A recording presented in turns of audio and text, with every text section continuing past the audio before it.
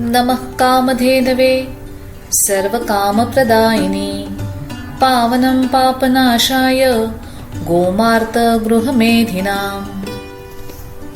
हे कामधेनु, सर्व कामना पूर्ण करणारी, पवित्र, पापांचा नाश करणारी, गृहस्थांसाठी कल्याणकारक गोमाता, तुला नमस्कार।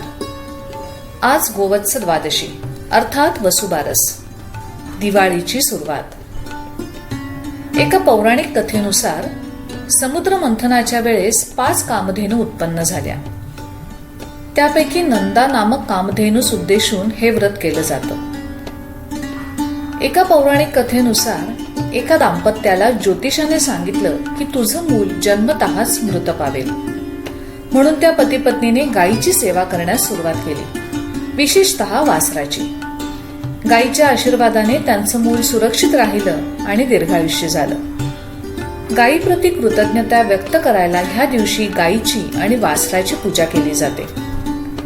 या दिवसापासून घराबाहेर रांगोळी काढायला, तुळशीपुढे दिवा लावायला आणि रोषणाई करायला देखील सुरुवात होते। या दिवशी उपवास केला जातो। त्यामागील वैज्ञानिक कारण म्हणजे ऋतू बदल झालेला असतो। शरीर डिटॉक्स होणं खूप गरजेचं असतं। उपवास केल्याने पचनशक्तीला आराम मिळतो, वात, पित्त आणि कफ यांचं संतुलन होण्यास मदत होते।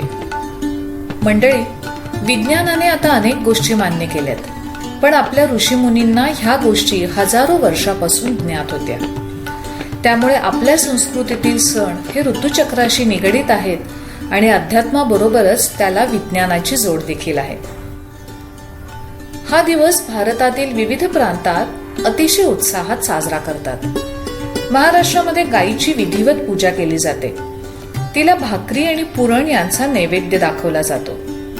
गुजरातमध्ये वाघबारस किंवा वसुधारस ह्या नावाने हा सण साजरा करतात।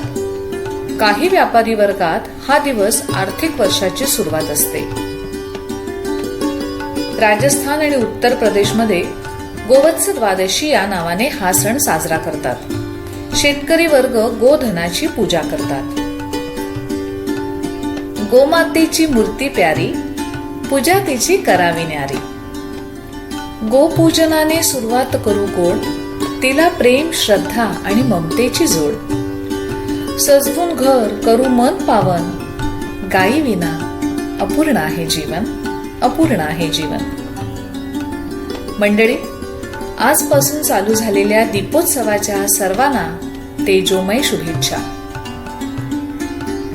गोवत्स द्वादशीची ही माहिती कशी वाटली हे अवश्य कमेंट करून सांगा। त्याचप्रमाणे तुमच्या वसुबारसेच्या आठवणी, तुमच्या भागात साजरा होणारा हा उत्सव ह्याविषयी देखील नक्की माहिती शेअर करा। आपली संस्कृती आणि सण ह्याविषयी जाणून घेण्यासाठी चॅनलला लाईक आणि सबस्क्राईब करा।